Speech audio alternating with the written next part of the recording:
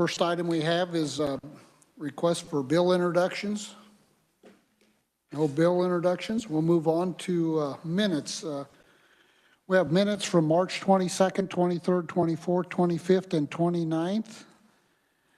Senator Clays. Thank you, Mr. Chairman. I move the approval of the minutes for March 22nd, 23rd, 24th, 25th, and 29th of 2021. Okay, we have a motion. Do we have a second by Senator Hawk? Any discussion on the minutes? Seeing none, all in favor? Aye. Opposed? The motion carries. At this time, we'll open up our hearing on House Bill 2363, increasing the maximum rate paid to appointed counsel. And we'll start out with the reviser's overview with Chris Wagner. Chris, welcome committee. Thank you, Mr. Chairman, members of the committee. House Bill 2363, as amended by House Committee, would increase the maximum rate paid to appointed counsel. Current law in KSA 224507 provides that appointed counsel shall be paid or shall be compensated at a rate of $80 per hour unless the chief judge in a judicial district negotiates a lower rate or a contract between the Board of Indigent Services and appointed counsel specifies a lower rate. This bill, House Bill 2363, would increase that maximum rate to an amount not to exceed $100 per hour through June 30th of 2023, and then increase the rate to an amount not to exceed $120 per hour on and after July 1, 2023. The bill would also keep those existing exceptions in place and would become effective July 1, 2021. Additionally, I have a technical amendment I'd like to bring to the committee when appropriate, Mr. Chairman. And with that, I'd be happy to answer any questions. Are there any questions for Chris? Seeing none, why don't you go ahead and, well, let's wait till we're done with the conferees and then we'll do the amendment. Okay. We'll move on to proponents, and we have Heather Cessna with the Executive Director of Board of Indigent Defense Services. Heather, welcome to committee.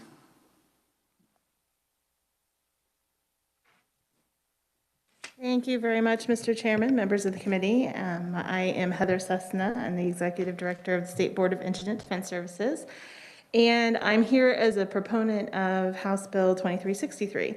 To give some of you a little bit of background, I know a few of you were on our subcommittee, so you're familiar with some of the problems, but for those of you who were not or were not part of the Legislative Budget Committee conversation from last fall, our public defense system in Kansas is facing a myriad of problems, and those involve a lack of appropriate staffing for our high caseloads in our public defender's offices.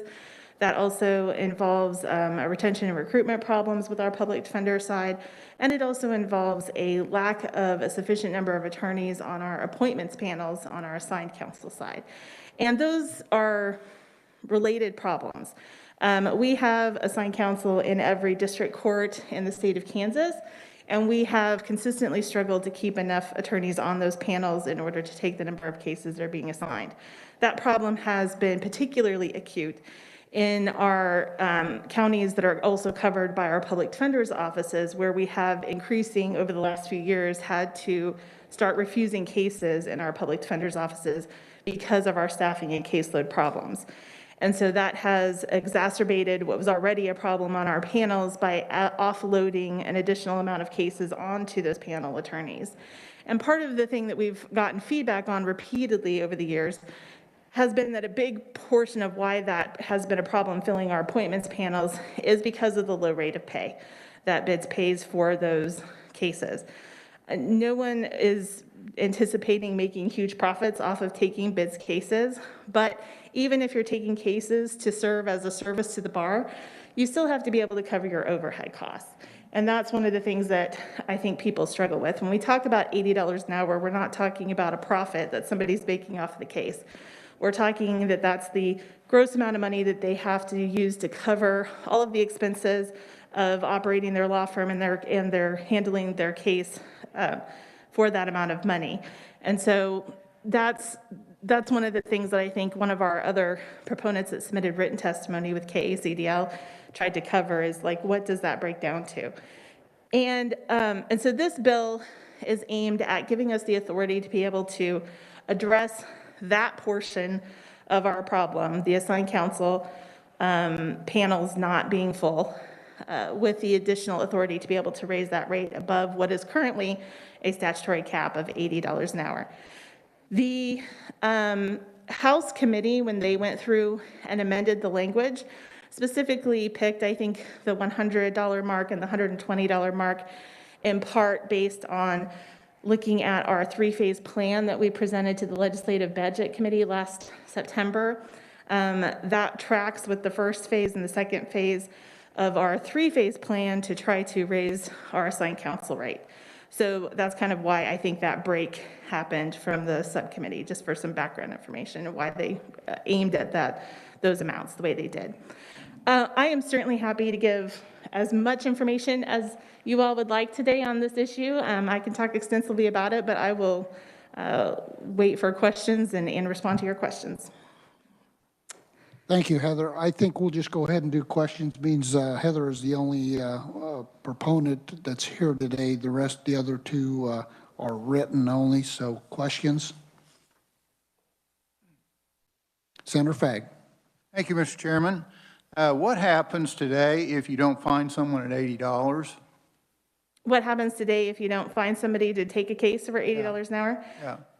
What happens is I get a phone call from the judge who says, I don't have anybody on my panel that's qualified or is willing to take the case. Can you help me?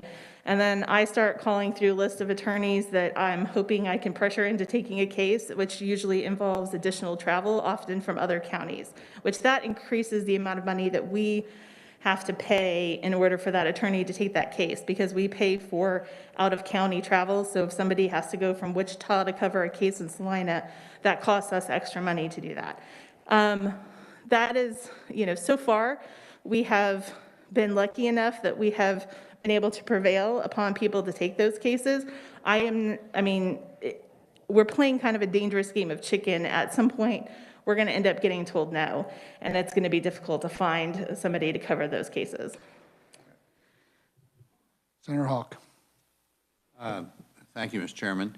On travel, is there a mileage rate that they get, but do they also get paid the hourly rate while they're in transit?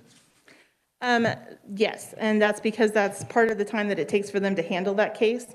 So that is considered part of their time for the overall case that they get. And then I guess my other question, Mr. Chairman, is you talk about the average hourly market rate in Kansas is $2.25. So are we still going to have a problem getting people by just raising it $20? Well, and our three-phase plan actually would eventually try to raise it up to $140. That's relatively competitive with where the federal defenders pay their assigned counsel panel, which a lot of assigned counsel panels, attorneys tend to serve on both the federal panel and the state panels. And so I think that will help us be able to recruit additional attorneys. I mean, there are still going to be attorneys who are not going to serve on our panels because of that cost, but I think that will help us bridge that gap between where we are now and being able to at least get sufficient numbers of attorneys to handle the cases that we have. Thank you. Thank you, Mr. Chairman. Senator Petty. Thank you, and thanks for being here. You mentioned you had mentioned in your testimony a couple of things. One about the fact that if we don't address this pay issue, that we're possibly looming the Sixth Amendment assigned panel crisis. So is that, could you expound on that? Yeah, of course. One of the problems that we have is obviously if we don't have enough counsel to take cases when criminal cases are charged, then either those cases cannot move forward and they end up having to be dismissed because of a lack of attorneys to cover those cases, because you cannot move forward with the prosecution of a case without having defense counsel assigned. Or you end up with, sort of patchwork situations like you've seen in other states. For instance, for a while in Missouri, they tried to put together a wait list in order to get enough attorneys to be able to handle cases down the line. That was actually found to be unconstitutional recently. So, you start to have these larger system-wide a tax on litigation and a tax on the system when you can't provide counsel like that. Our hope is that by adding some additional funding to this much-needed area, that we would be able to avoid getting into a situation like that. And then secondly, you do mention that this is just, if this legislation is passed, this is just step one in the process. So the legislation would have to be passed, then the appropriations would have to, funding would have to be passed, but then at the court level, it has to be, you have to go through kind of a rules and regs. Yes, so right now, the way that the statute's worded, it provides sort of a roadblock to us to be able to even try to raise the rate above $80 an hour. So this statute would allow us the authority to be able to do that. We would still have to have the appropriate funding in order to support any kind of raise. Obviously, we can't pay something that we don't have funding to support, which that's part of the reason why in our budget request for this year, we also asked for an additional $3.5 million as one of our enhancement requests for fiscal year 2022 to support raising it to $100 an hour as that first phase in our three-phase plan. But beyond that, then we would have to go through the rules and regs process to amend our actual state regulations, because our state regulations are where our rate is actually set along with the caseload caps, which is based in part on our hourly rate. So those would have to go through that process as well. Thank you. Senator Solendrum. Thank you, Mr. Chairman. My question also was kind of along that same line. If budget allocations didn't cover total cost incurred for indigent services, how much is allocated to the next fiscal year? Have we ran into cases where those costs have exceeded budget? We have a twice-a-year caseload consensus meeting, which actually we have our spring one next week. And we get together with members of the Division of Budget, members of the Legislative Research, and members from our administration, and we try to project out what our assigned counsel costs are so that we can avoid, if we get to a place where we anticipate having more cases and more expenditures, we can make those supplemental budget requests as part of our current fiscal year adjustments in real time. So we'll have a meeting in April. We have another one in October, so that if we project out that we're going to be running out of money, we can ask for that as part of a supplemental to our current budget year. Okay. Thank you, Senator Fagg. Thank you, Mr. Chairman. As I read this, I guess I question why we're doing the 120 and kind of stair-stepping. What if we was to just do the 100? How do we know 120 is going to be enough in 2023? Why? Wait, it might need to be 140 or 160, or maybe we're doing okay. Just a thought. I think part of the reason why that they gave us that option was because we didn't want to have to be in the position of every year having to come back and ask for statutory changes in addition to our administrative rate changes, because that creates a sort of a backlog in how long it takes us to get through the process. And so by giving us that stair step, it was sort of giving us that room to maneuver over the course of hopefully the next few years. And so that we could see where we are in 2023 and determine whether or not we do need to go above that 120. So that was part of why I think the stair step was there. If we set it too low, then we just have to come right back if we find that that's not enough, and that causes additional delay for us to be able to effectively react in real time to essentially a crisis that, by the time we get through the legislative process is usually pretty severe. So. Thank you. Senator This Erickson. is Senator McGinn. Yes. Senator McGinn, go ahead. Okay, I didn't want to cut anybody off. I just don't know how to raise my hand, I guess. I guess my question also would be along that line is, why don't you just go to the 120 right off the bat? And if we're having so much trouble getting people, it seems to me just raising it a little bit and still not being even close to what the market is. And we could find out if we had a significant improvement. And I guess I'd like for Heather to comment on, I'm mostly concerned about, we go put this small raise in and, we end up filling 3 positions or whatever and have not made anything significant. Whereas if we just went to the 120, maybe we could see the real improvements, and then we would know where we're at then, rather than wasting a year. I'm happy to respond to that, Senator. So our initial request for this statutory language change was just to say that the statutory rate, instead of being set at $80 an hour, should be no less than $80 an hour. I think that part of the reason why there was a movement in the House for those caps is because I think there was concern about whether or not it would pass the House without those. As far as the stair step, to $100 an hour and 120. Like I said, I think they were trying to track our phase 1 and phase 2 of our plan from the Legislative Budget Committee staffing report from last fall. I certainly would not be opposed if this committee decided that you wanted to look at just going straight to 120. Again, we're still going to be limited by whatever funding we receive during omnibus, if any. As to whether or not we actually can raise the rate in reality. So that is going to be a limiting factor to a large extent as far as what we can actually do. Our preference would just be that we not have to go through the entire legislative process to amend the statute every single year going forward. So that's kind of where we land on that issue. Senator McGinn, are you done? Or do you have another one? No, that's it. Thank you. Oh, okay, thank you. Senator Erickson? Thank you, Mr. Chair. Thank you for being here and for sharing this. I have a couple of quick questions. So about how many, do you typically find that it's just a handful of attorneys that repeatedly do this kind of work, or is it spread out? And approximately how many hours would you say that an attorney invests in these cases? As far as your first question, Senator, we do tend to have people who regularly serve on our panels. A lot of those, the scary thing from my perspective has been that a lot of those people who have been on those panels for a long period of time and have consistently served that need for the bar have recently been removing themselves because they've just found that the pressure of the cases being offloaded from our public defender's offices on top of the low rate of pay is just sort of, the straw that broke the camel's back.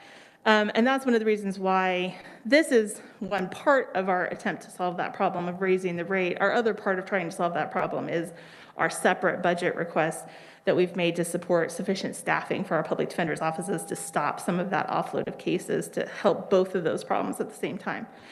As far as how many hours our attorneys are spending, that really is going to depend on the severity level of the case. Obviously, a probation revocation is not going to take as much time as a first-degree premeditated murder case. We do have caseload caps on our on how much we pay on particular cases, and that's based on a calculation of hours plus our, with our assigned counsel hourly rate. But we do also have a mechanism for them to ask for exceptional orders from the district court to go above that cap. So it really varies on the particular case and the particular contours of a particular case as far as how much time they're spending on it. So that's not an easy question to answer in specific terms. I appreciate that. And I guess my concern is when you look at an attorney can not do this line of work and make $225 an hour on average, and you've got people who are burning themselves out because they're willing to take on that workload. Is $20 an hour going to entice other attorneys to jump in and do that kind of work? To me, this is, and correct me if I'm wrong, more of a service that attorneys are providing, not necessarily a compensation issue. And I would hope more attorneys would be willing to give back in this manner, but that's just my thought. Thank you. That's a good that's a good point and a good question. And that's one of the things that I think what we're aiming for here is not to entice more people to come take these cases because it's profitable. It's that we want them to be able to be on the panel and do this service without essentially losing their shirts every time they take a case. And that's sort of the difference that we're talking about. And that's why we think $20 or $40 or eventually $60 difference in that assigned counsel rate will make a difference, is that hopefully that will be the difference between the people who want to do this service but just can't do it for as many cases as we need or for as long a period of time as we need, because they have to be able to make their ends meet too. And while they're not, like I said, trying to make a profit necessarily, they also need to be able to sufficiently cover their expenses. One more follow-up, Mr. Chair, if I may. Yes. So can you tell me what is the average salary for an attorney in Kansas? The Kansas Bar Association's recent survey from 2017 found that people were averaging around $225 an hour. That also, though, covers overhead expenses, so that's not necessarily take-home pay by any means. That's one of the reasons why our $80 an hour rate is so significantly problematic, is because when you're talking about that covering overhead plus whatever salary you're paying your employees and yourself, that just doesn't cover very much these days, not with the costs of Westlaw and malpractice insurance and all of those things that go into running a law firm. Senator Hawk. Thank you.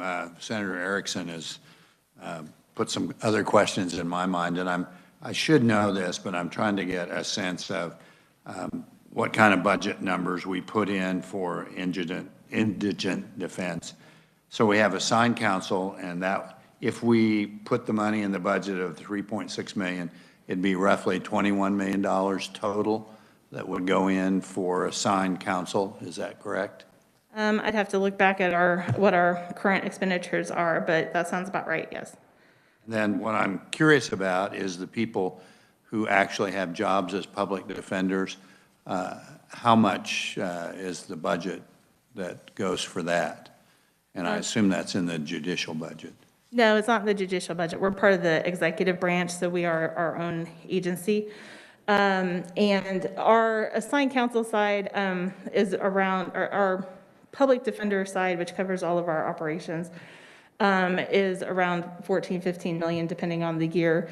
And one of the things that we've asked for as part of our enhancement request for fiscal year 2022 is additional money to boost that side of our program in order to be able to add sufficient numbers of public defenders to cover the caseloads that we have. Would we be, and it sounds like you're trying to do both, would we be better off to increase the number of public defenders we have to cover the number of cases as opposed to trying to beef up the assigned counsel? That's actually a good question. And the answer to that is I don't think it's an either or. I think it has to be a both. And the reason why it has to be a both is because we have to put more money into our public defender side to handle our caseloads, because we have actual ethical problems with our caseloads being too high. And that endangers our attorneys' licenses to practice law. And that's one of the reasons why we have recruitment problems. That's one of the reasons why we have retention problems. And that's one of the reasons why we have this offloading of cases to our assigned counsel program. However, not every, and the offloading of cases from our public defenders to our assigned counsel is making that assigned counsel problem worse. But we don't have public defenders in every county where we have assigned counsel problems. So our assigned counsel problem is significant on its own, but I think we have to look at a solution that is a global solution, because one or the other is not going to solve our problem. My final question. Sorry, I thought I only had one. I cheated. I may need a lawyer. I noticed on comparing the $80 rate, it sounds like most states have this problem because there are only 12 states that are higher than us. So are other states raising theirs also? I don't know specifically if there's legislation currently pending in some of those other states to raise their assigned counsel rate. I do know that there are a number of states that are currently under lawsuit right now for for constitutionally ineffective public defender systems. Sure like to avoid that. Yeah. So thank you, Mr. Chairman. Senator Petty. Thank you. And my question is kind of along that, when you look at state comparisons, you gave us that list of those that are above the $80 per hour, but then I thought, okay, what about our neighboring states? But you showed our neighboring states. So is the flat fee contract, is that, I see that that's used in Missouri and that's used in Oklahoma. Is that somewhat of a popular way of addressing? It has been a traditional way of addressing it, and we do have some flat fee contracts in Kansas with some of our contract counsel that also take the assigned counsel cases. One of the problems, well, there are a number of problems with flat fee contracts, which is that it can oftentimes discourage you from putting in the amount of time that you need to take on a particular case because you know the amount of reimbursement that you're getting for that is extremely limited. And so there is a nationwide movement away from using flat fee contracts, but I think, that's been slow to happen, and we certainly still use that here in Kansas too. And so as we look at potentially passing legislation to raise to 100 or 120, I look at this table, and that also would, I'm sorry about this feedback, it's been a constant with this mic, would feed into the caps that you have for the different non-trial or trial. Would it also feed into that as well? Yeah, so our caps are calculated based on a particular number of hours times our assigned counsel rate. So whatever that rate is, times a certain number of hours. One of the things that we're going to talk about internally in our agency is looking at whether the number of hours there is appropriate, but those caseload caps will still very much depend on what our hourly rate eventually is as well. Thank you. Yeah. Are there any other questions?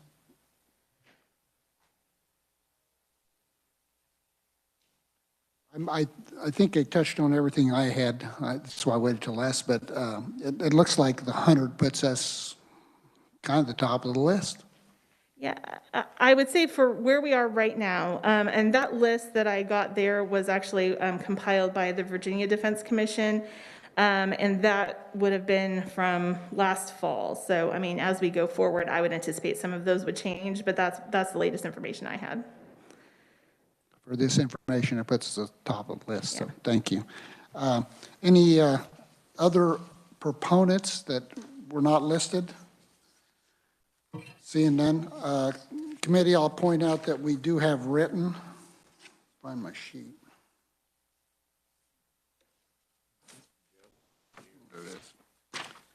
We have written from Joe Molina and Kate Zigtamir. And are there any opponents here today? Seeing no opponents, are there any neutrals? Seeing no neutrals, we'll close our hearing on House Bill 2363. And committee, means we are limited on time. I think the request is that we go ahead and work this bill at this time. Senator Clays. Thank you, Mr. Chairman. I move that the committee recommend House Bill number 2363 favorably for passage. Second, Carol again. Oh, sorry. And there's a technical amendment, so we're gonna hold on one second. Mr. Chairman, we have an amendment. Okay, Chris, do you want to explain this, or do you want to do it, J.R.? I'm happy to. Okay, go ahead, J.R. It just changes a couple of lines here. We strike authorizing the rate paid to appointed counsel to be higher than $80 per hour and change that to increasing the maximum rate paid to appointed counsel. And then on page 2, we change in that first paragraph, you'll see that the compensation is at a rate not to exceed $100 per hour through June 30th, 2023 at a rate, oh, here we go, there it is, $80 per hour changed to the maximum rate. Yep, there you go. It's on line 5. Second. A second by Senator Petty. Any discussion on the amendment? Senator Hawk? It looks like if the original bill, that's already struck out on. You're right. It just changes the word to the maximum rate instead of $80 per hour. Yeah. So that's already in there, I think. So page 2, line 5. Senator Fagg? Thank you, Mr. Chairman. You know, I really have a little heartburn when I look at these 12 states and they're $100 or less, and us going out to $120. I personally would like to just strike the 120 and do the 100 and keep it simple. That's just my opinion. We're on the amendment right now, then. Oh, okay, I'm sorry. No, we'll do that in a I have minute. okay. We'll do it in a minute. Anybody have any other questions on the amendment? Seeing none, all in favor? Aye. Opposed? Motion carries. Now we're on the bill. Senator Fagg? Okay. We're in discussion too, aren't we, Mr. Chairman? Yes. Yeah, okay. Just for keeping it simple, I just like not to exceed $100 and leave the rest of it, keep it simple and see how we go, because when you look at comparing Kansas $80 per hour rate, you know, I don't think we need to be the leader in this area, and I think we adjust to the issues down the road. That's my opinion. Thank you. Senator Hawk?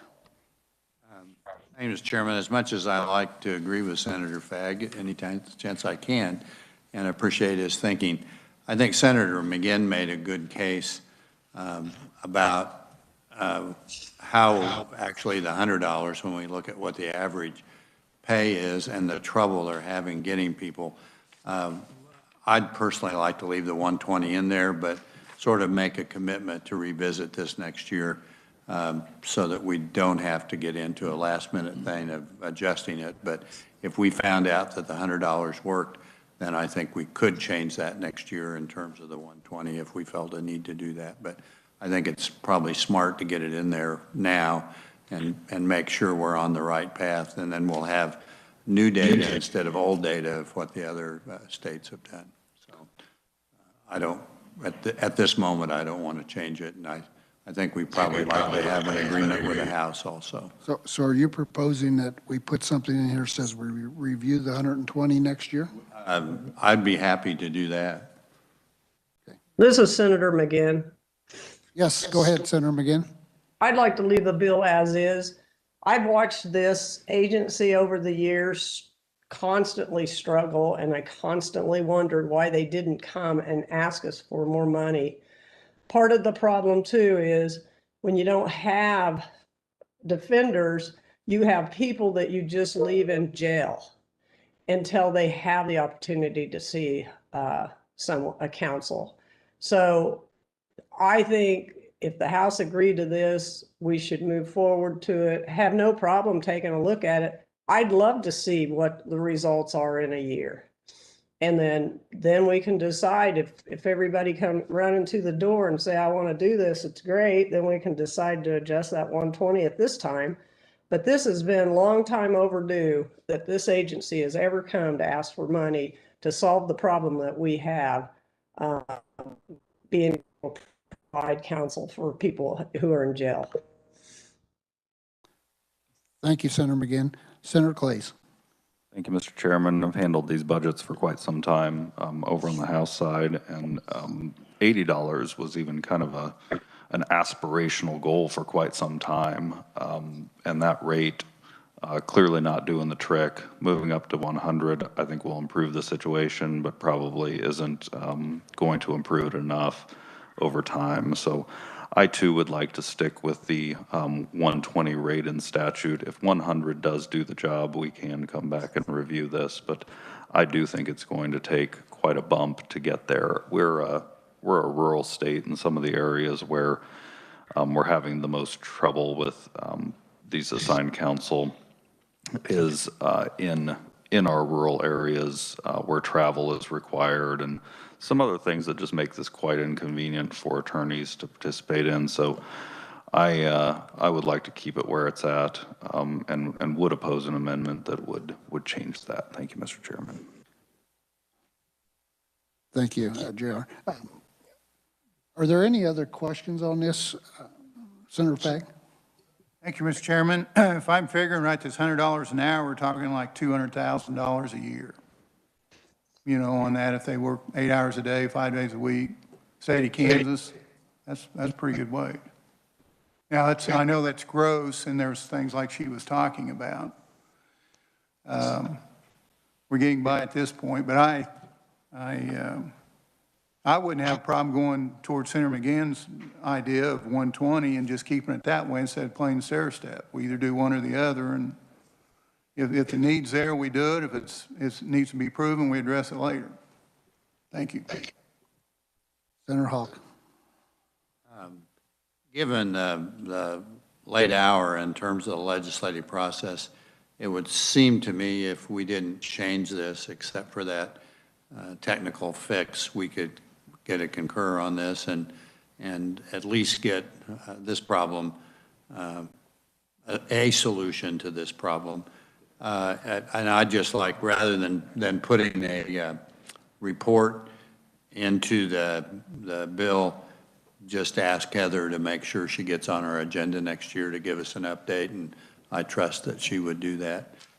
She's been a frequent visitor to Joint Budget Committee and this committee in the past, and so I'd prefer it to do it that way than put another amendment in here and potentially jeopardize getting some kind of a concur with the House.